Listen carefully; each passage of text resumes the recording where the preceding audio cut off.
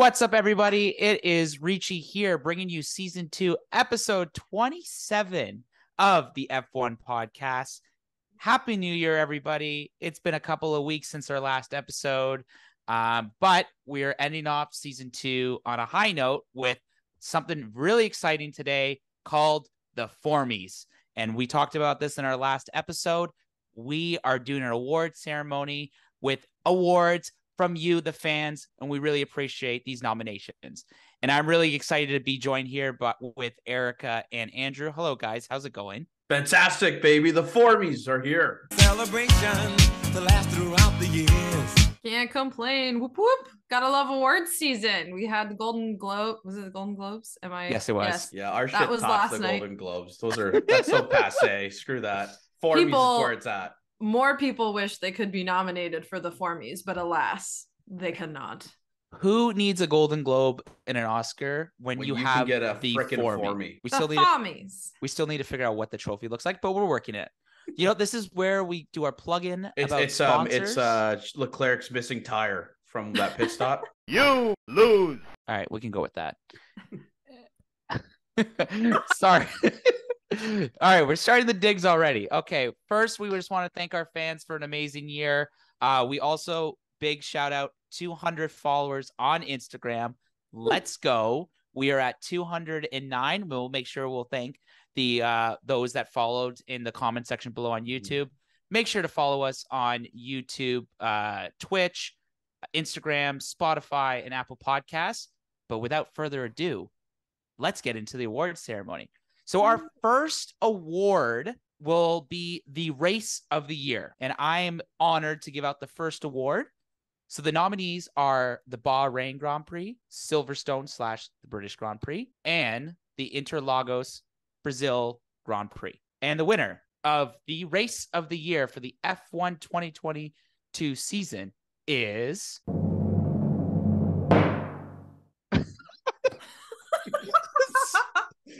I'm sorry, Interlagos. It is the Brazil Grand Prix. Hey. Just to talk about, there was a lot going on during the Brazilian Grand Prix. Kevin and Magnussen getting his first ever I forget what the word Pole is. position. Already. That's what they're called. That's what it's called, Rich. It's called pole position.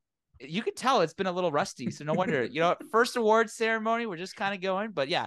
Kevin Mag getting it. I don't know what else stood out to the committee of Russell's us three. first win, part of the F1. You know, Mercedes' first win of the season, considering they were a dog shit car in Bahrain to where they were able to get to in Interlagos. Like, to their standards, let's put it that way. To their standards, they were very bad, but they were able to get a W, and it really could bode well for next year. So I think, did Russell surpass Hamilton at that race? Who knows? Well, they're already starting to talk about that.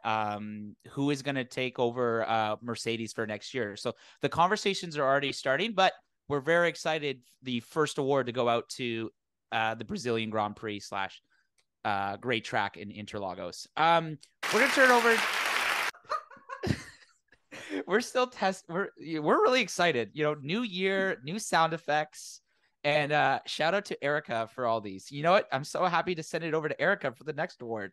Erica, what is the next award today? All right. So our second award is Overtake of the Year. So basically we had quite a few contenders, but we saw some exciting wheel-to-wheel action and we wanted to call out a couple of our favorites. So our first nominee is Ocon's double overtake against Vettel and Gasly at Spa, which was very exciting to watch. And our second was Vettel overtaking Zhou Guanyu at Circuit of the Americas for the United States Grand Prix.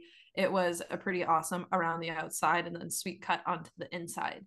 And with that said, the winner is... Look, oh, what am I saying? That was almost the wrong one that I read. It was Ocon's double overtake against Vettel and Gasly at Spa. Yay, 2 awards in. We almost had our first Steve Harvey moment of the night. Perfect. You lose. This is where they cancel the contract completely. But yeah, so we saw some great wheel-to-wheel action. For those of you that don't remember, it kind of looked like it was Vettel and Gasly that were duking it out at Spa. But all of a sudden, Ocon really kind of came in with that straight line speed on the Alpine, got neck and neck, and kind of weaved his way around the two in order to have this awesome, really quick double take. And there was just such great wheel-to-wheel action all year that it was really hard to pick. For instance, even at Silverstone when it was Perez, Hamilton, and Leclerc battled it out during the race there at the end. That was some great overtaking, but I agree, Erica. That Ocon double overtake was wild because that was through like Radion and through Eau Rouge, and then Ocon was able just to kick him down the Kemmel Straight. It was pretty sweet. Gotta love the straight line speed on that Alpine. I mean, honestly, some racy action coming from that car. But with that said, I'm going to pass it over to Andrew for our next award. Thank you, Erica. Well, this is the worst strategic decision of the year award, or we should probably just rename it the Maranello Award, the Seeing Red Award, the Not So Prancing Pony Award. I don't know. A lot of it's Ferrari based, as you can probably tell. The nominees were Ferrari giving Leclerc the hard tire in Budapest. That was brought in from our good friend Tyler, good friend of the podcast, Tyler. He mentioned that one, and I totally agree. That was kind of funny, putting him on the hard tire. Never was a good look, especially when, in the cool down room, everybody who finished on the podium was laughing at you for making that decision. Unbelievable. The second nominee is Leclerc pit stop in Monaco when he literally double pitted behind Sainz when he had the lead and then literally gave up the lead based on 2 pit stops in a row that were quick. You could tell by Leclerc's reaction, he was very pissed off, and I don't blame him considering that's his home GP. And then the third nominee was Ferrari was Sainz's engineer barking in his ear to box while he's in mid-battle with Perez and Paul Ricard. If anyone has seen that, just go double check that on YouTube. It is one of the funniest things you'll watch. But the winner for the worst strategic decision of the year is Leclerc's pit stop in Monaco. No, I'm not clapping to that one. You lose. I will. Yay! John, any comment? No. There's no comment. It's you walk off the stage, you accept your award, and just bugger off. If I could say Here's my thing. At least with McLaren, they had a crummy car and they knew it. Ferrari has no one to blame but themselves. Honestly, especially, I think the most embarrassing part of that is the fact that was Leclerc's home race. And keep in mind, the year before, he crashed his car during qualification and couldn't even race. So Leclerc too. Leclerc racing in Monaco is like a recipe for disaster. Let's just say that. He has not had one good, I don't even think he's had a good race ever in Monaco, but just next award, please. Start playing the music to get us out. Well, going to the other end of the spectrum, Eric will be presenting the next award in terms of the best strategic move of the year. Yeah, so on the flip end of the spectrum, like Cleary said, we have our best strategic move of the year, and we have several really fun nominees here. So the first being Ferrari sacking Binotto for Fred Vassar. We've got Hannah Schmidt's masterclass at the Hungaroring for Red Bull. And also McLaren's marketing strategy in Miami that led to double DNFs. Again, great promo, not great results. This was a dig at me. Thanks for that. But with that said, our winner for best strategic move of the year is Hannah Schmidt's masterclass at the Hungaroring, or honestly, just Hannah Schmidt's in general. Like, she was on fire this year. She's proving that there is an awesome place for women in racing, whether you be on the track or whether you be one of the engineers and people making it happen behind the scenes. She really did get some abuse this year online, and it really cannot be said it was because she was bad at her job. It really just speaks to the fact that we still aren't really on equal footing between the genders here in 2023 now, 2022 at the time, but holy hell, this girl is good at her job. To be honest, she's a trailblazer in the sport, and those, who had we're not part of the boys club anymore. People get with the times. Hannah Schmidt was the mastermind behind the entire RB strategy operation that won them. I think it was 17 or 18, 17 races. 17 races this season. You have to respect that. So I totally agree with you, Erica. Best strategic move of the year, Hannah Schmidt's masterclass at Hungaroring. You know what? Horner hiring to be the chief strategist. first and foremost. And then keep in mind that Red Bull won 17 races of the year and captured 759 points in the constructors. So not only dominated the drivers' standings, but also destroyed in the World Constructors Championship. And I don't know if that's the highest in terms of points for constructors, but it was still pretty impressive because I think it was I think they capped it in Mexico because then Ferrari had no chance of getting there. I think it was the year that Rosberg and Hamilton were battling it out at Mercedes. Yeah. Was the year that I think Mercedes had the highest number of team points available, but because they won everything.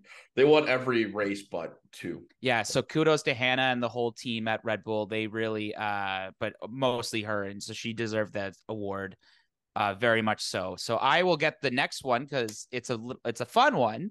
I will be presenting today's radio soundbite of the year. And let me tell you, we had a lot of really good ones. So first off, Leclerc at the French Grand Prix, the famous no, I'm not going to do that because it's quite loud. But maybe I'll put it in the sound bites. Joe's in Monaco. I need new pants after that. Almost hitting Gasly on the turn. I don't know if it's the chicane. I forget what that turn is. It was the one coming out of the tunnel, going down the hill into that chicane, and how I think Joe lost his back end a little bit and almost just destroyed Gasly on the side. The third nomination, this guy only knows how to drive in first, and this was Alonso on Hamilton at Spa. Nominee number 4, Carlos Sainz. Sainz telling his team to stop intervening at Silverstone. It was inventing. Inventing. Inventing. And then the next one is Debris behind on an outlap. What Debris? So those are the nominees. And so the committee decided the winner is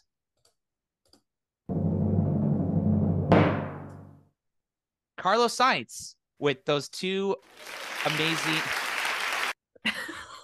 The committee made an exception because these were probably the most hilarious sound bites I've heard all year. Just the fact that, at Silverstone, the fighting between his trying to defend Leclerc, trying to protect him, and also when De Vries was having his first race, I guess like his first, and being called De Vries. Carlos Sainz, first race win of the year this year, but masterclass on the sound bites on the radio. Some might say a smooth operator on the sound bites. Smooth operator. Very much so. Wonderful. So I'll be presenting the next award. We see at the track, everybody has their own take on what to wear. So we want to do the Lewis Hamilton Fashion Award, aka the best race day attire of the year. And people say you can't win your awards. Well, we say screw that, because the winner of this year's Lewis Hamilton Fashion Award is Lewis Hamilton with his gemmed out Canadian tuxedo at Monza, and then his pretty nifty Canadian tuxedo at Montreal as well. The Canadian tux on wears it very well. So yeah, even though these people say you can't win your own award, nope, he's too good. Dude's digging the double denim, and I, for one, am here for it. As a Canadian podcast, we love a good denim. Yep, that we do. I'm wearing some high-rise denim right now. Super fun. If any of you are into wide-leg jeans. Ooh. Yeah. Howdy. All right. And again, we're going to flip it to a more negative side of the spectrum after some lovely, uplifting, and funny moments there. I have the pleasure of talking about the nominees for Bonehead Play of the Year. Now, you may be going, how is this different than Worst Strategic Decision? That's because, with strategic decisions, there's usually some level of thought that go into them. However, with these awards, no level of thought went into them. None whatsoever. So we have 3 different nominees here. The first being Ferrari only bringing out 3 tires for Leclerc. Where is the 4th one, you may ask? I imagine lost at the depths of the sea, making sweet, sweet love to a mermaid. That's all I can really think of. We have Latifi forgetting the track at Suzuka during FP1. just suddenly turning off into an escape route, which I don't even way have. too early. I don't even have. What do you? Okay. And our third nominee is Ferrari leaving their own wheel gun out for just about anyone to run over.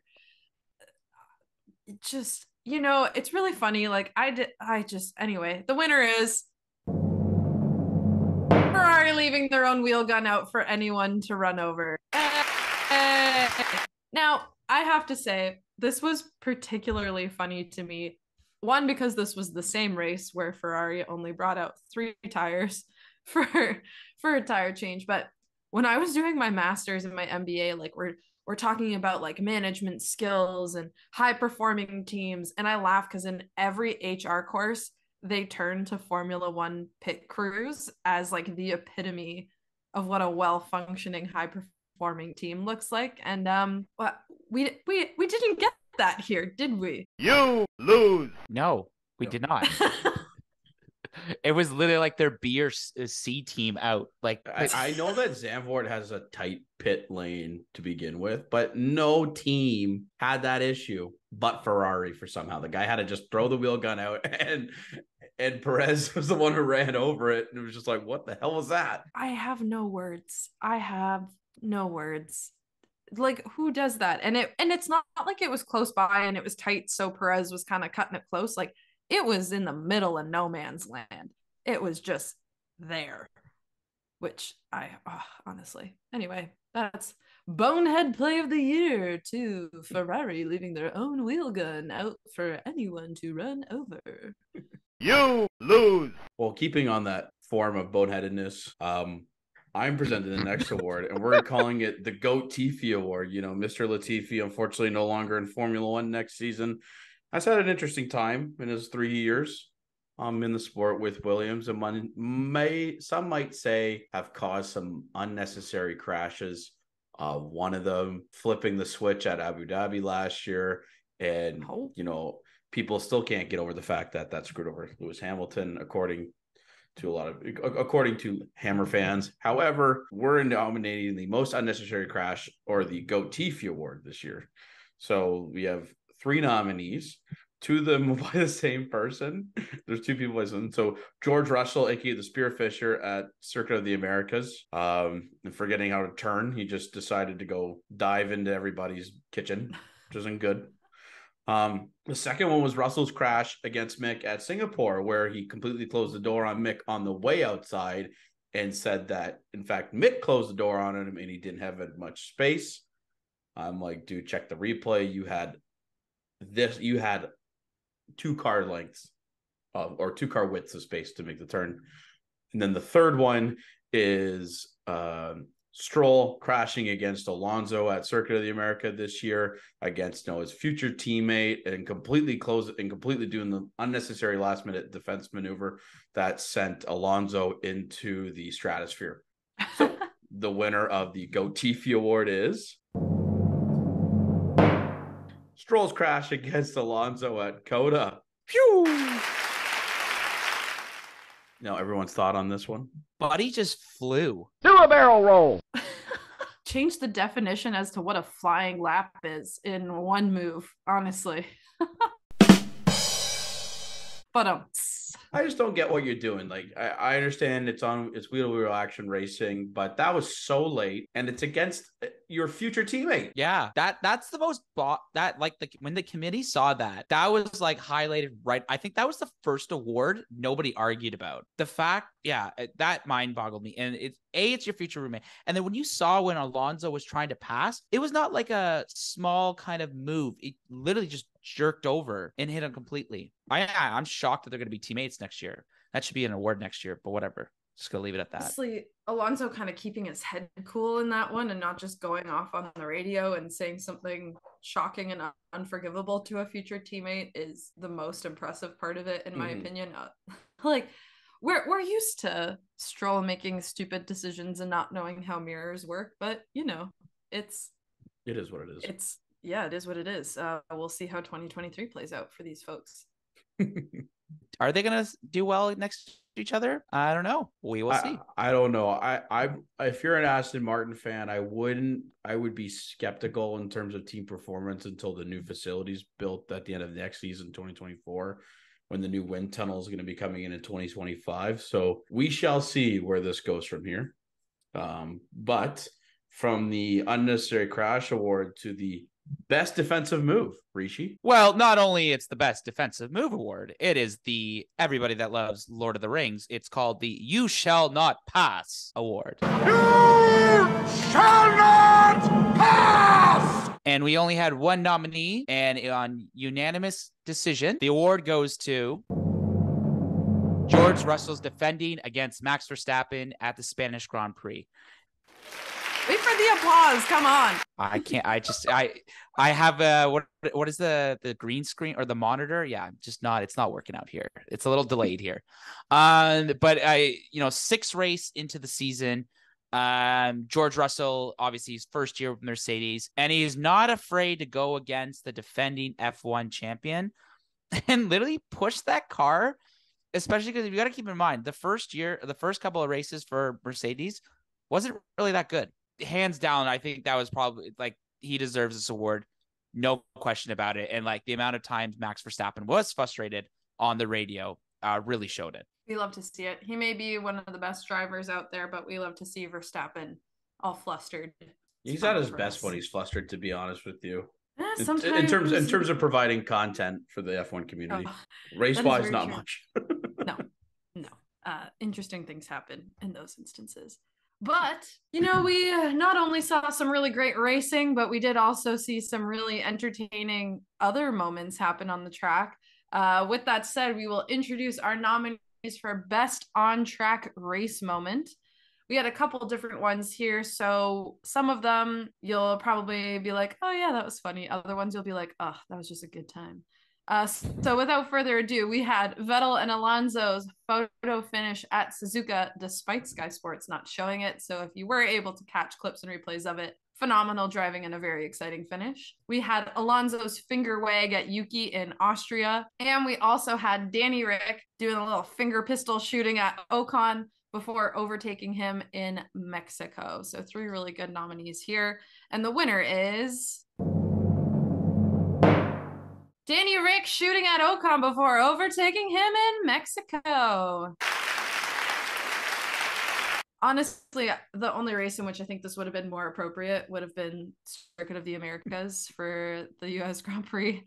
I just think that one, it's Texas, and with the whole Wild West thing and Danny Rick being Danny Rick when he's in Texas, it just would have been a little chef's kiss moment. But hot damn, that was just quality. The most frustrating part about this was that it took until Mexico to get the old Danny Rick back, and it took an incident on track. I think it was against Yuki, to really be for Danny Rick to awaken and just overtake after overtake and have fun with it. And I'm like, man, if we saw this, I wish we saw this earlier, and he would be still potentially having a seat for next year. But nevertheless, I agree, Erica, that was an awesome moment. If you caught on the helmet cam too, you just see him wagging his finger pistol at Ocon and then just breezing by him on the straight. Fortunately, Danny Rick, he is the reserve driver for Red Bull this coming year, so there is a chance we will see him on the track at some point if for whatever reason one of the 2 main guys cannot race. So hopefully we get a little bit of that DR swagger coming into the 2023 season. Not that I want anything bad to happen to Verstappen and Perez, need to make that abundantly clear. But you know how it is. Well, it was a great F1 season, but no F1 season doesn't come without any controversy. So, for this award, we're doing the most controversial decision award, and we are naming it after our boy, Mr. Michael Massey. So yes, the Michael Massey Award had 2 nominees this year. The first nominee was the safety car ending at Monza, in which we really wish Michael Massey was actually back, because he wouldn't have let the race end under the safety car, because there could have been some really great on-track battles, especially for P1 at the end of that race. But that didn't top off this nominee. So the winner of the Michael Massey Most Controversial Decision Award of the year goes to the entire FIA for letting teams off easy for the cost cap breach. I honestly can't believe that there weren't greater penalties for that. I mean, bringing in the cost cap was supposed to result in either teams being better at managing their spending overall so that we don't have overages, or so that there truly is a penalty if you go over. And just to think about this is a couple of years ago, Racing Point got caught stealing Mercedes's design of their car, and they lost points in the championship that caused repercussions in the constructors. And none of that happened this year. And even like one of the bonehead moments was Red Bull spending more money on food. And come on, how are they able to walk from that? Like, bruh, put the lobster down and maybe just have a burger. I think that's what they're. But it's true, right? Because now it opens the door for future teams to see. Because now it sees, okay, what is Red Bull going to be like performance-wise with these cost cap breach penalties that they have to feel, that they experience next year? And really, if it's not much of a difference, watch the bigger teams like Mercedes, Ferrari spend over to get that additional development.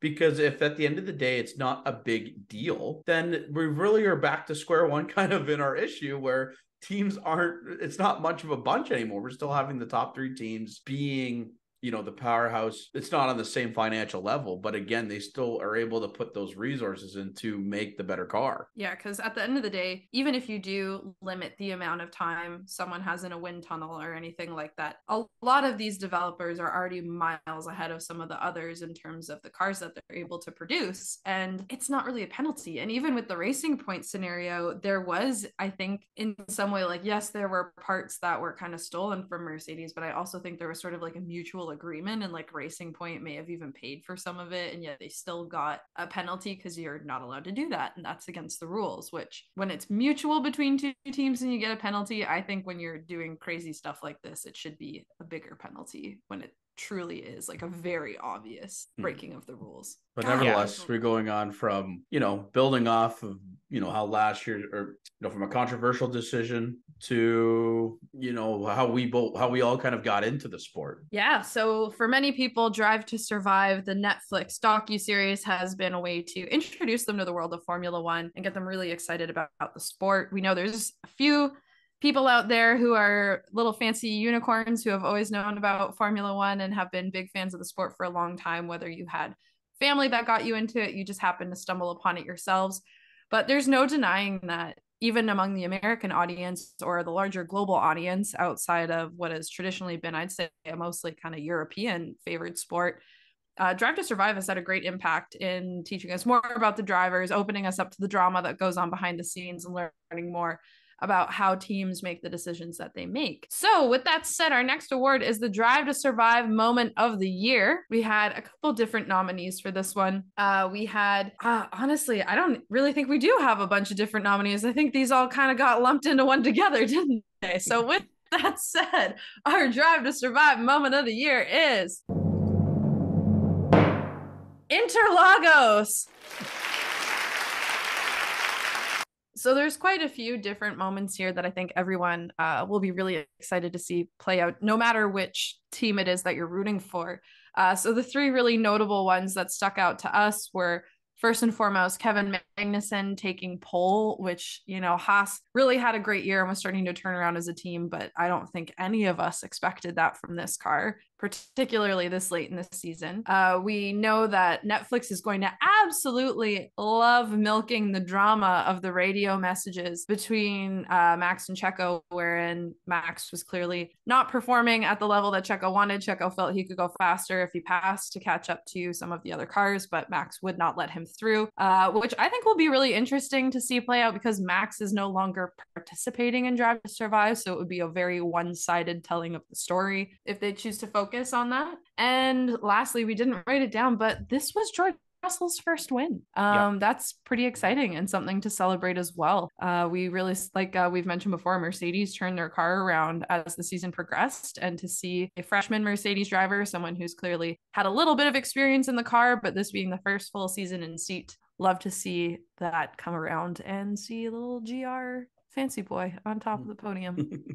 I think I just like to add, especially with the Brazilian Grand Prix being so late into the calendar year, and the Drivers' Championship and I think the Constructors was already pretty much determined by then. This was kind of the first real race where we saw a lot of things that really didn't go the way that we anticipated, you know. So that, I think that's what made this award or this race or Interlagos so so amazing, was just because of all these things that came out of nowhere, and especially the drama going into next year with Max and Checo. Let me tell you, I don't think Checo is really going to hand a three-peat to Max. No, I wouldn't be. I also think they're going to create a moment in DTS that pits the Hamilton-Russell rivalry, especially with Russell being the only one to win in the Mercedes car this season. Lots of drama. Speaking about drama, this is actually not really a drama award, but today we're allowed, the next award is the Michael Schumacher Award, aka the MVP Award. This award is awarded to the driver who stood out throughout the 2022 season. I think it's no surprise. The nominee was Max Verstappen, and this was a unanimous decision. So we are proud to announce the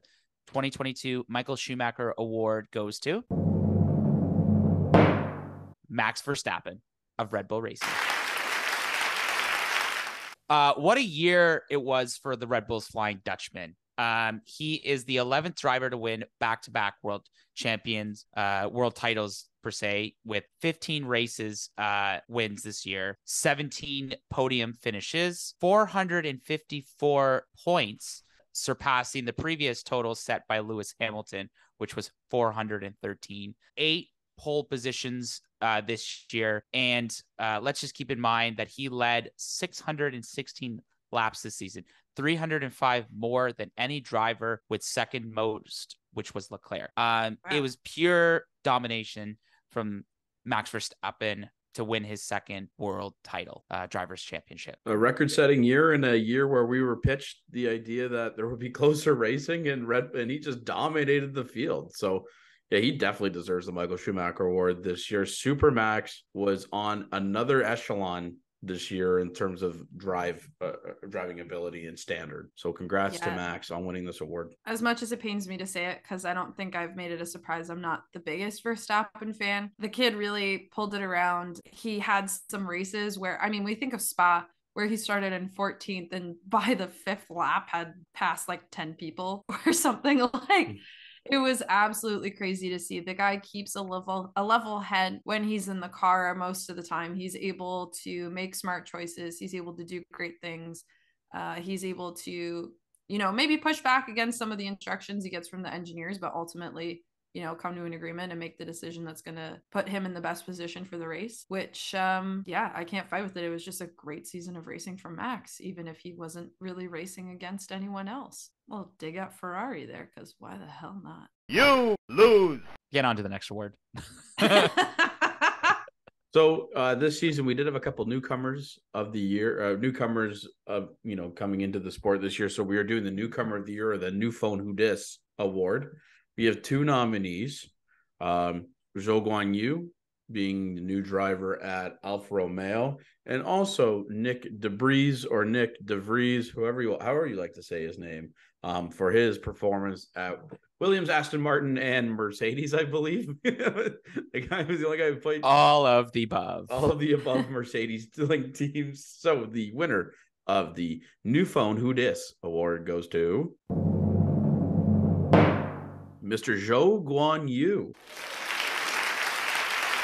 Now, he didn't have much competition this year. However, I do think Zhou really proved his worth this year, despite a bunch of technical retirements. He did some amazing on track, racing. Was able to score some key points early for Alfa Romeo. And I think he's only going to get better next season. I think he would have done much better this season if only his car was more reliable. And it's unfortunate because, Bottas did carry the team in moments of the season. And very surprisingly, I was at times. But definitely, if they were able to have 2 competitive cars, I could have seen Alfa Romeo obviously finish higher in that. And obviously, kudos to Nick, coming in to Williams when I think that was Alex Albon who got really sick and was able to score points in his first race, because not many drivers could say they've done that. Yeah, very scary time for Albin at that moment. I think that's when he had his appendicitis and then the bad reaction to anesthetic, and scary for him, but great to see that there was someone who was able to really kind of pull it around for Williams and get more points than the guy who's actually filling a seat for a short while there. So and to think that he only needed one race to tie Latifi's total season points finish as well. I think Latifi finished with 2 points, and so did De Vries. Oh boy. But excited to see what De Vries does as the Mercedes reserve driver next year. No, he's AlphaTauri next. He's at AlphaTauri. Oh my god, what am I saying? Where's my head at? Oh Lord. Anyway, you say your head seeing stars or maybe dollar bills, because Jono has the next award. Yes, and I'm really excited about this award. This is the most expensive bill award. It is pretty self-explanatory. This award goes out to the event that had a pretty hefty price tag, and it was not quiet to the fans. So the nominees are Sebastian Vettel's retirement dinner, Sergio Perez's Red Bull win at Monaco, the Red Bull post party, Bahrain's Ferrari's 1-2, first time in I think 3 years that Ferrari came 1-2 in a race. So that was definitely probably a party. But the winner of the most expensive bill goes to Sebastian Vettel's retirement dinner. And it was a really nice gesture. Oh, did it again. If you guys saw, we obviously posted this on our Instagram page, but towards the end of the season, all the drivers got together to have a farewell dinner to celebrate Sebastian Vettel's career in Formula One. The man won over 50 something races. I think it was 53 and 4 world titles. The bill came out to £140,000, or I think euros it was, if I'm reading this correctly. But also Lewis Hamilton picked up the bill. Go find a picture of that bill online, because it was insane. Oh my God, all the bottles of wine. Not necessarily the price of them. I do get that they were expensive, but like pretty good choices all around. Mm-hmm. But I love you both dearly, but if ever we pick up a tab that size, I'm not paying for it. So if we dine and dash. If we get sponsors, maybe they can cover our dinners. So that's another shout out to our sponsors. To be fair, if we had, of which we have none. I think we'd be able to afford it if we were to do it. Sure. Yeah. Okay. Also, honorable mention for that most expensive bill is Red Bull's food bill for the entire season. Oh, yeah. Yeah. Just a couple million over the mark. But hey, as Eric alluded to earlier, maybe stem away from the lobsters. Go to the chicken tendies instead. Yeah, we're down for the chicken tendies. Some little chicky nuggies. I hear Burger King's got a pretty sweet meal deal going on with those. Maybe consider that next year. I also had one I was going to write down here, but I decided to go with Checo and Red Bull because we just know that was absurd. But I also figure whatever the bill is after a night of Max and Lando out partying is probably a pretty strong contender as well. We've seen the photos. Those guys look like they're having a good time, and I do not think that they are making their friends pick up their own tabs. Wasn't that really good photo of Fernando Alonso on New Year's 2 partying? Wasn't there? With him and George Russell. Yeah. That was just... Oh, that was a good one. I want to be at that party. Our next one, we're going back to the driving now after a fun little couple side moments there. But we want to talk about the midfield. We saw some really exciting racing from some of the drivers that weren't necessarily vying for a podium finish, but who were still duking it out to get into the points or to secure as many points as possible for their teams. So we wanted to talk about our midfield driver of the year / most underrated driver. And we came up with 2 nominees here. Lando Norris finishing P7 in the overall driver championship, and Ocon finishing at P8. And after quite a bit of debate, we landed on Esteban Ocon. Now, we had a couple of reasons for this. I'm sure some of you are surprised to learn that Ocon was my suggestion and not Lando as the McLaren fan, but we had some pretty good reasons for this, didn't we, folks? Well, first and foremost, you beat Alonso, right? Yeah. Technical DNFs aside, yada, yada, yada, still was able to beat a 2-time world champion in the same car. And I think, Ocon was he had a pretty consistent year. He did some great races, with a P5 in Austria, a P4 in Japan.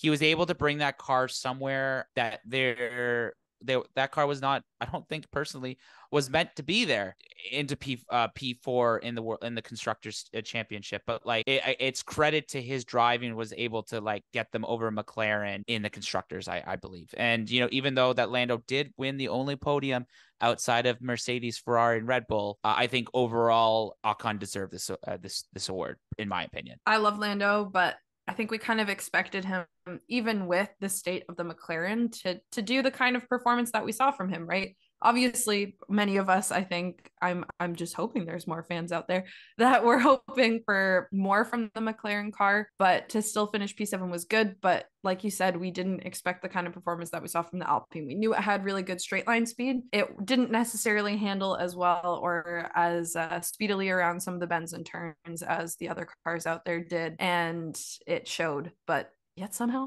Ocon came P8, which is a commendable performance and why he was our underrated midfield driver of the year. Yeah, so along with the season was a lot of great content that's developed in the F1 community, especially the pictures that we see on Instagram. So we wanted to do the best photo from the F1 season year and dedicate this award to our favorite F1 photographer, Kim Illman. Check out his YouTube channel because he does create great content for the F1 community. And John had the privilege to meet him at Montreal during I think it was one of the free practices, right? Free practice 1, I believe it was. He came to the Lance Stroll section, and I turned around, I saw his bucket hat, and I knew it took me a second, and I knew it was him. So I'm very appreciative to Kim to getting a photo with us, with me, and just talking to me, because I know taking photos at a race weekend is a lot of work, and the fact that he made time to talk to me, and also he's been making time to talk to a lot of fans throughout the season, meeting up with them is very much appreciated. Perfect. So we do have 2 nominees this year. Both are from Taken by Kim. The first nominee was at Zandvoort when Pierre Gasly was doing like the Michael Jackson lean over the big banking curve that goes into the final straight. And the second one was Checo jumping into the pool with the Red Bull team around him at Monaco to celebrate his first win. So the winner goes to Pierre Gasly with his Michael Jackson lean over at Zandvoort. If you haven't seen it, check it out on Kim Illman's IG page. I call him Pierre Jackson, by the way. He was leaning. It was pretty sweet. So we have the document open, and I didn't realize the reference until you started explaining it, and then what? Yeah. Watch the Smooth Criminal music video, man. Yeah, pretty much he does a Smooth Criminal lean on the banking, and it was great to see. You've been struck by a smooth criminal. Erica, your turn. All right. So going along with some of the other awards there, we have one here that could be kind of scary if you think about it. We have the Craziest Crash Award. So we really were unanimous on this one. They're really, as much as I'm sure we could come up with a couple other crashes, far and away, this was the standout. And so our winner for Craziest Crash was Zhou Guanyu flipping over his head at Silverstone. I'm not going to do the applause for that one because it was such a scary moment to see the car kind of take off on the track like that. The fact that he walked away with no injuries is a testament to how far safety has come in these cars. Oh my goodness. And really, I don't know. I don't have anything else to say to that. Just I would like to applause the Halo, to do an applause to the Halo. I think that was what was applause for Halo. What saved his life effectively. Because if you watch it on, like, there's some good YouTube clips of people who were at that first turn, and like just seeing what happened and how he's just skidding along into the gravel and then hits the tire barrier and flips over. It's insane. But thankfully he came out without a scratch, and just bless the FIA for the safety that they've been implemented over the past few years to really make sure that, those types of accidents don't lead to very severe consequences. And to boot, I mean, I think a little bit of kudos go to George Russell on this one, despite the fact that he was caught up in some of the chaos at the start of the race there that led to this crash. he really could have just continued to drive after this was done, but he chose to stop and get out of the car and essentially retire just to make sure that Joe was okay and to kind of be on standby while this was all going down. And I personally think that's a pretty commendable thing to do. You had the option to go rejoin the race, but you did what ethically felt right. And I think that's a pretty stand-up move. So kudos to George Russell on that one. On to the next award. We have the most exciting win. This is nominated to a driver who had the most exciting basically win, where it was not a snooze fest, but everything. So the nominees are Ferrari's win at Bahrain, Verstappen's win at Jeddah, Checo at Monaco, or Verstappen win at Spa. And the winner of the most exciting win goes to Verstappen at Spa. I finally did it once. Yeah, I'm learning. Overtakes. That is literally my note here. And I'm pretty sure that's like every meme. It's the one is that like California girls is under that. And I literally think that's what this meme basically summarizes his overtakes. Because I'm pretty sure he started in P14 and just came all the way back to win this race. I enough said. Yeah, Spa was the race. Oh, go ahead, I think Eric. the reason he was P14, wasn't this the one where we had like 18 million different grid penalties and pit lane starts? Yeah, okay. But in the matter of a couple laps, Max made up a lot of ground. It was incredibly impressive. Yeah, the fact that he got into first about like 15 to 20 laps earlier than everyone anticipated was just unbelievable. And he would, again, domination nation for Max Verstappen this season. And It's Spa just proof. clearly showed why. Like that was, I'm not even mad. I'm just impressed. It was just wow. I do love that. Like I do picture him playing like "Don't Worry, Be Happy" in his head while he's driving in that race. Oh, I'm next. We have another fun award, and Yeehaw kind of gives us a little bit of an idea as to where we're headed. So, we've seen a lot of funny moments as people have got to the track, which really gave us the inspiration for best driver entrance. Now, we were pretty unanimous on this one, and I'm sure you have a sense of where we're going, but I would be remiss if I didn't say another one of my favorite moments from seasons past was when Lando forgot his pass and couldn't get to the circuit one time and had to like shuffle in behind someone else. Like, guy, this is your job and it's race day. Make sure you have your pass. But with that said, in 2023, we decided to give this award to 2022, we decided to give this award to Daniel Ricciardo on horseback at the Circuit of the Americas. What a entrance. That was fantastic. I mean, holy hell. What a way to make a statement. Oh, I meant your accent there, but yes, the horse was great too. That's a knife. Oh, That's not a knife. That's a knife. But And he said, I come from a land down under. no, seriously, like we've seen some pretty iconic looks from Danny Rick at the Circuit of the Americas in the past. We've seen some very interesting facial hair choices, as well as some very classic Western cowboy vibes from him. But I have to say, he really put a feather in his cap with this horseback riding thing. I just too bad it didn't really work out with him that day at the track. Well, when you know what they say, when it rains, it pours, right, John? Oh, that is a great segment. Heyo. Oh, Segway. what about a ting? Okay, anyways, so the next award, we're actually coming towards the end, which is kind of sad. So this is obviously a shout out to make sure you hit that subscribe button. So the next award, Reigning Cats and Dogs Award. Basically the crappiest weather award. This is literally what I'm going to call it. I am not reading from the script. I can tell whoever's writing my script to bugger off. We only had one nominee, and that was Japan. Just play the music. Japanese Grand Prix wins the Reigning Cats and Dogs Award. The weather sucked. It was really bad. It was a scary race at a couple of moments too. Like the tractor. Oh my gosh, Gasly- the tractor. Oh my God, the tractor. Gasly just- almost met Jesus How did- that day. That was a bonehead play of the year right there, That too. was a bonehead play of the year. Yeah. How was that not nominated? I'm pretty sure. I wanted to put that away in my mind. Honestly, I didn't want to there's- think about that. Yeah. Oh my Also, there were goodness. just too many. I think we had too many bonehead moves of the year. Oh my gosh. Yeah, but what a race. I mean, like Singapore was a close second. Like there were those memes of everyone talking about how they were going to have to race in jet boats instead of cars. But yeah, no, Japan was gross. Like kudos to the fans for sticking it out. No, a testament to the fan base there in Japan. We've heard in the past that F1 say they love racing in Japan. They love the fan base there. And rain or shine, they will be there until the final flag, until the flag goes. So yeah, kudos to them. Really unfortunate for the bad weather. I don't know if it's typhoon season there when they do the race.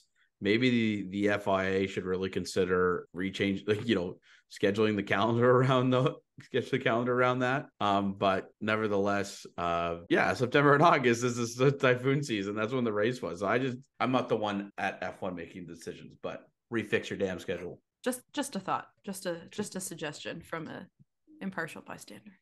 Yeah, even though that it rained the whole time, 200,000 people showed up. So like kudos to the fans. Incredible. Like that's we almost we got rained out on the Saturday in Canada in Montreal. And boy, let me tell you, it made some great content when we had to wait for the racing. It was great. I turned a garbage bag into a pair of pants.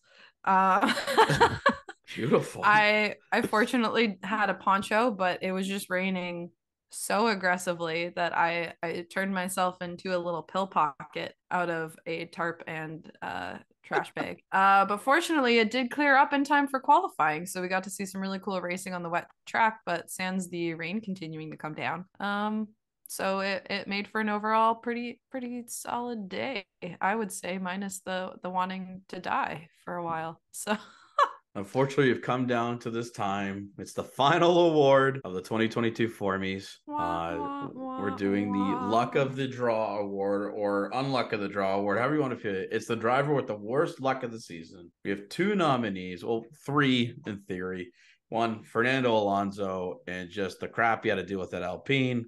Oof. 2, Charles Leclerc, and all the issues that he had at Ferrari, but also, unfortunately, some of the mistakes that he made too. That cost him races.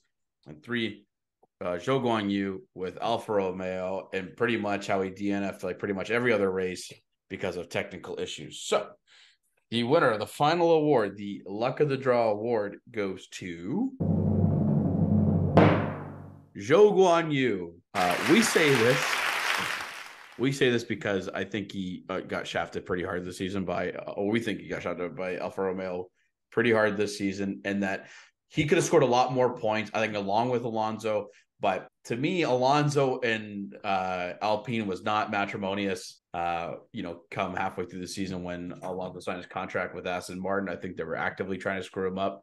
So that's why I think the worst luck of the year goes to Zhou Guanyu in that case. So 1, take a drink every time we screw up with the applause. I'm just saying that right now. 2, I'm actually shocked it wasn't Leclerc, to be honest, with like some of the moment, or like Ferrari. Let's be real. I was shocked for Leclerc, but this one was kind of a controversial pick in the sense that like it could go either way, I think, with Zhou or Leclerc. So I'm actually like shocked we did go with Zhou, but yeah, the guy had no luck this season and very much hoping for a better year. I think the key difference for me was that a lot of his DNFs weren't, like, let's say most of all of his DNFs were based on technical issues and, one accident. Like Charles was based on, there's a couple accidents that he made mistakes himself. He made some mistakes just in general during races that cost him key points. So that's why I think like he kind of brought some of that bad luck upon to himself this season.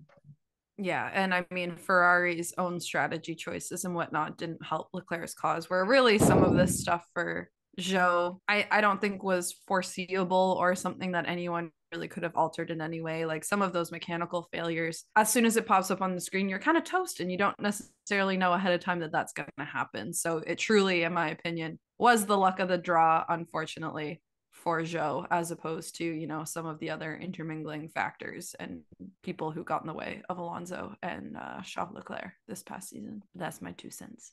If you'd like the piggy bank to put them in, I may provide one later. Cha-ching. How'd you like my sound effects? That was great. I think you can play it one more time. Okay. The clapping one, I think. Oh, that one too.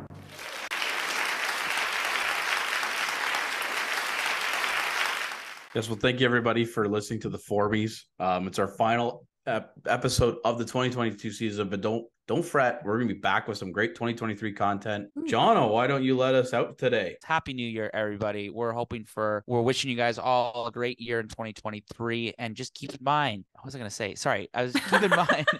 Keep in mind that testing is just around the corner in a month and a half. Woo! So we're all very super excited for that.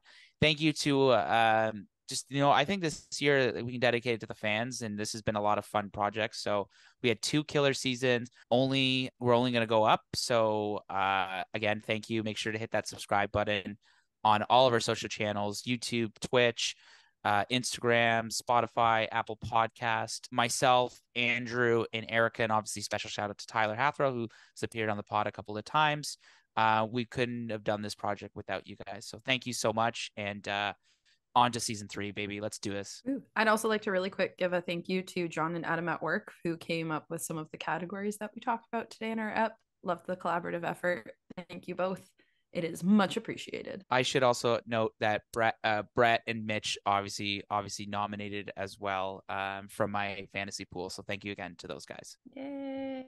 We appreciate everybody and the fans. We do the podcast. We love doing it for the fans, and we love your feedback. And the growth that we've experienced over this past year has been humbling, to say the least, and very motivational for our future content. So thanks again. As John said, don't forget to hit the subscribe button on YouTube. Follow us on Apple Podcasts. Follow us on Twitch. John, Erica, it's been an incredible year. I can't wait to come back for season 3. Let's have a ball, and maybe Ferrari can win the championship this next season. We shall see. Don't get his hopes up. You lose. Thanks, everybody.